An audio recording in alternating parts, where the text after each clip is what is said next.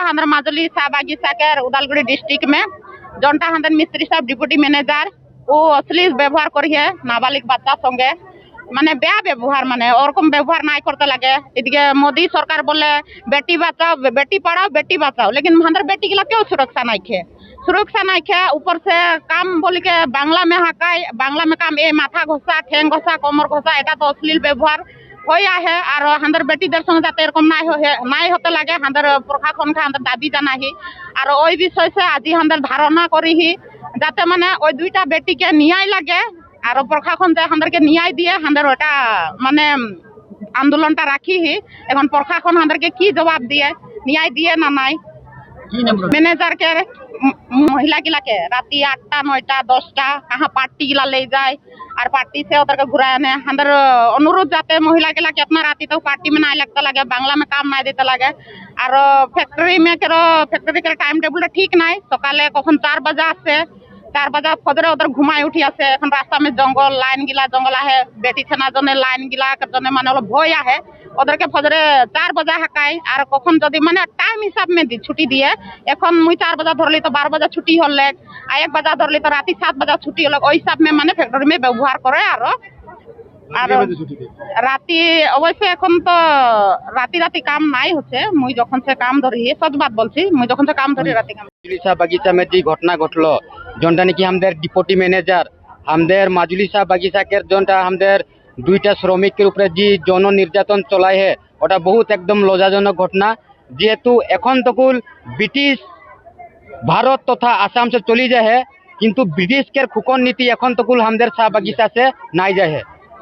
हमদের শাহ বাগিচা বা आदिवासी बोलले हमদের বিষয়ববিয়া तथा धनी व्यक्ति বা मालिक পক্ষের একটাই মতামত থাকে যে এদেরকে हमদের একমাত্র খুকন বা খুকন নীতি বা দমন নীতি এদের উপরে চলাতে পারি कारण ওদের हमদেরকে बहुत माने बैकवर्ड सोचेन हमদের प्रति ওদের কোনো শ্রদ্ধা নাইকে हमদের प्रति ওদের কোনো মরম নাইকে ওদের একটাই থিং থাকে যে চা বাগিচাকের মানুষ লাগেন বা আদিবাসী লাগেন এদের সে একমাত্র গোলাম রকে কাম করাও আর এদের উপরে নির্যাতন চলাই থাকুক।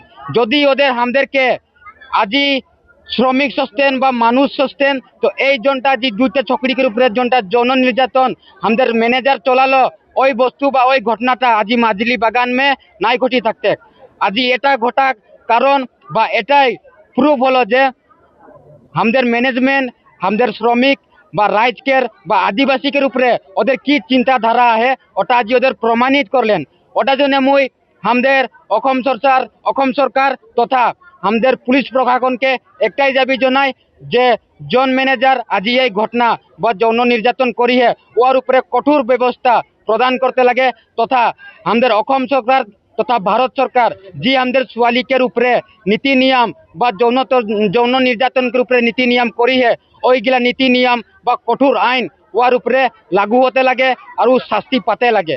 যখন তো কোনো শাস্তি নাই পাবে আমাদের সরকার তথা প্রশাসনকে এটাই মানবো যে ওদের भी আমাদেরকে মানে আদিবাসী বা আমাদের বাগান में কাম করা শ্রমিকের উপরে ওদের भी আমাদের ওই সমান অধিকার বা সমান নজর সে আমাদেরকে নাই দেখে।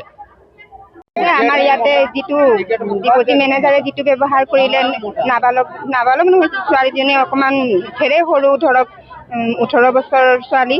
তো 18 বছৰৰ ছোৱালী যিহেতু তেওঁলোকৰ বাংলাত কাম কৰিছিলে, তো তেওঁলোকৰ বাংলাত কাম কৰাৰ সময়ত এনেকুৱা ধৰক অকল যিটো কামত মাতিছে সেই কামহে কৰাব লাগে ন।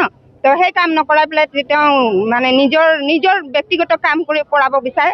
তো নিজৰ ব্যক্তিগত কাম কৰিবৰ কাৰণে বেলেগ ছোৱালী কেনেকৈ কৰিব নালাগে ন, কোনোবা ল'ৰা বা নিজৰ ঘৈণীয়েক আছে, নিজৰ ঘৈণীয়েকেহে কৰিব ন। তো বেলেগ ছোৱালীটো কৰিব নোৱাৰে ন সেনেকৈ। তো এইটো বহুত বেয়া কথা, তেনেকুৱা হ'ব নালাগে। আৰু ছোৱালীজনীৰ ওপৰত মেছেজ কৰিব গ'লে নানানটা বেয়া ব্যৱহাৰ কৰে। তো নানানটা ব্যৱহাৰ তেওঁক নিজে ভাবিব লাগিছিলে যে ছোৱালীজনী মোৰ ছোৱালীৰ দৰে। তো মই সেনেকৈ কৰিলে মোৰ ভাল নহ'ব, ছোৱালীজনী বাইচান্স কেতিয়াবা কিবা হৈ যাব পাৰে। তো যদি ছোৱালীজনী সাহস কৰি আমাক যদি নজনালে হয় বা তাই যদি কিবা এটা হৈ গ'লে হয়, তো সেই চাহেবটো জানো ৰিস্কটো ল'লে হয় তেওঁলোকৰ ঘৰৰ পৰিয়ালকতো ৰিস্ক নল'লে হয়। সেইটো কাৰণে আমি ক'ব বিচাৰিছোঁ মহিলা কমিটিৰ ফালৰ পৰা, আৰু লগতে মই জানি শক্তিৰ ভাইচ প্ৰেচিডেণ্ট। তো আমাৰ দুয়োফালৰ পৰা মই ক'ব বিচাৰিছোঁ যে ডিপজি মেনেজাৰজনক মানে আমাৰ মাজুলীতে নহয় বা আমাৰ এই কোম্পানীতে নহয়, মানে অল অসমত কোনো কোম্পানীতে মানে তেওঁ চাকৰিটো পাব নালাগে। আৰু চাকৰিৰ লগতে তেওঁ জেলতো যাব লাগিব। আৰু লগতে তেওঁলোকৰ মানে যিটো অত্যাচাৰ কৰিছে, মানে আমাৰ মতেতো তেওঁক ফাঁচিয়ে দিব লাগে। তথাপিও আইনে কি কৰে আইনৰ ওপৰত কথা, আমি সেইটো ক'ব নোৱাৰোঁ। যিহেতু আইনক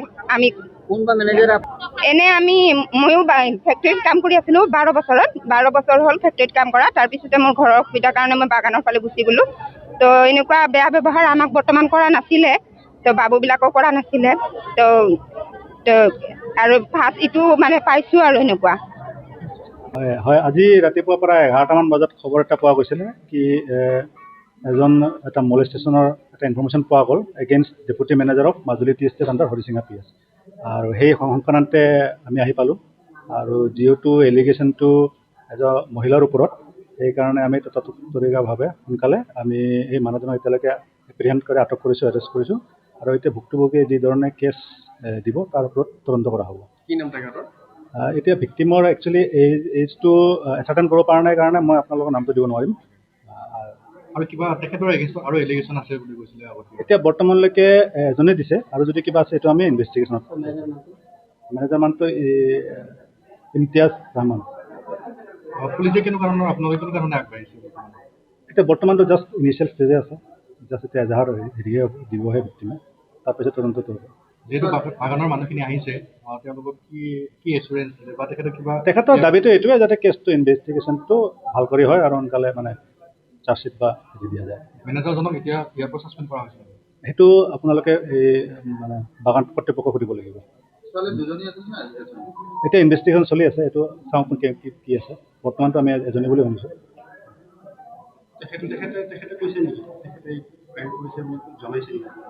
এতিয়া চাওক, এতিয়া ইনভেষ্টিগেশ্যনটো আমাক কৰি ল'ব দিয়ক। জাষ্ট ইনিচিয়েল আছে, আজি এতিয়া হৈছেহে।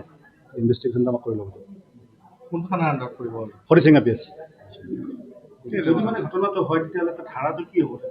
এতিয়া এজাহাৰটো মই চোৱা নাই, এজাহাৰটো মই চোৱাৰ পিছতহে তাত ধাৰা সন্নিৱিষ্ট হ'ব। এজাহাৰটো কোনে? মই পোৱা নাই এতিয়ালৈকে এজাহাৰটো। এইটো আমি খবৰৰ ভিত্তিতহে আহিছিলোঁ, খবৰটো আমাৰ ইনফৰ্মেশ্যন ভিত্তিতহে আমি কাম কৰা হয়। এনেকুৱা কেছত ধাৰাটো মানে অট'মেটিকলি আপোনালোকে ল'ব পাৰে এজাহাৰটো?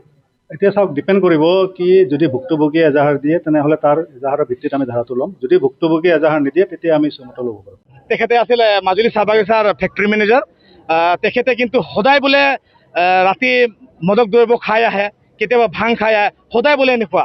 আৰু মই বুজি নাপাওঁ, যেতিয়া সিহঁতে বাগানবিলাকত এই মানে মহিলাবিলাকক যেতিয়া মানে বাংলাবিলাকত খানা বনাবলৈ এই যে মানে কাৰিকৰ কুক হিচাপে বা কিছুমানক কাম কৰিবলৈ শ্ৰমিক হিচাপে ৰাখে, সিহঁতে ঘৰত বাংলাবিলাকত এই মাছাজ কৰিবলৈ, বডি মাছাজ কৰিবলৈ ৰাখে নেকি?